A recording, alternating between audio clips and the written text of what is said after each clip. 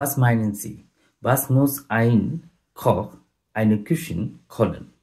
Welche Eigenschaften sollte sie haben?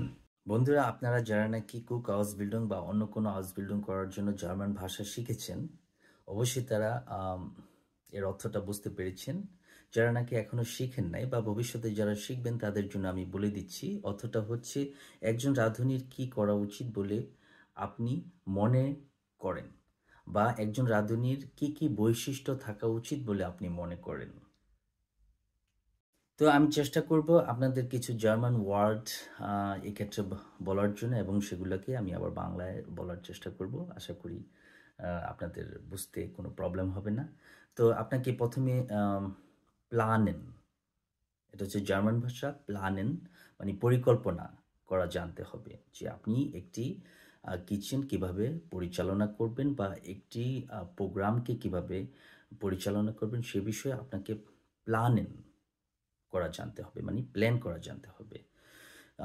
তো দ্বিতীয় হচ্ছে আপনার ফল, মানে দায়িত্ব থাকতে হবে। আপনার যে বিষয়ে কাজ করবেন ওটাতে যদি কোনো প্রবলেম হয় সেটার জন্য আপনি দায়ী, আবার ওটাতে সাকসেস হলে সেটাও আপনার দায়ী, মানে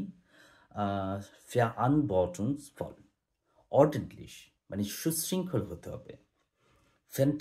ফল কল্পনাপ্রবণ হতে হবে। আইগেনভার্antwortlich সদায়িত্বশীল হতে হবে। engagiert প্রতিশ্রুতিবদ্ধ হতে হবে। Teamfähigkeit দলবদ্ধভাবে কাজ করার ক্ষমতা থাকতে হবে।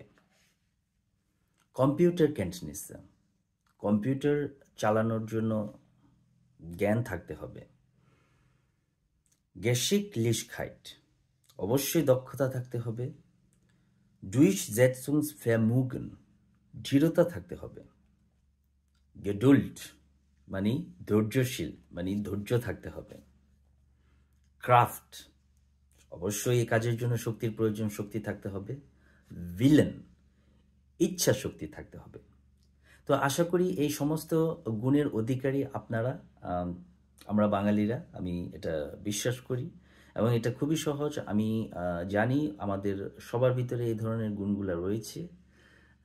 বন্ধুরা, আরেকটি বিষয় আমি আপনাদেরকে অনুরোধ করব, আপনারা যদি আমার ভিডিওগুলো ভালো লাগে বা এ বিষয়ে যদি আরও নতুন তথ্য পেতে চান তো অবশ্যই আমার চ্যানেলটিকে সাবস্ক্রাইব করবেন, লাইক এবং শেয়ার করবেন। এতে করে আমি উদ্বুদ্ধ হব আপনাদের মাঝে আরও নতুন ভিডিও কুক হাউস বিল্ডিং সম্পর্কে নিয়ে আসার জন্য। আশা করি আপনারা আমাকে সাপোর্ট করবেন। তো বন্ধুরা, আমি আশা করি আপনাদেরকে আমি বোঝাতে সক্ষম হয়েছি কি কি বৈশিষ্ট্য থাকা উচিত কুক হাউস বিল্ডিং করার জন্যে। তো অবশ্যই আপনারা ভিডিওটি মনোযোগ দিয়ে দেখেছেন, এবং যদি বুঝতে অসুবিধা হয় তাহলে কয়েকবার দেখুন। আশা করি আপনারা বুঝবেন। আর যদি আপনাদের কোনো প্রশ্ন থেকে থাকে অবশ্যই আমাকে প্রশ্ন করবেন। আর দেখা হবে আরেকটি নতুন বিষয়ে, আরেকটি নতুন ভিডিওতে। ততক্ষণ পর্যন্ত আমার সাথে থাকুন। খোদা হাফেজ।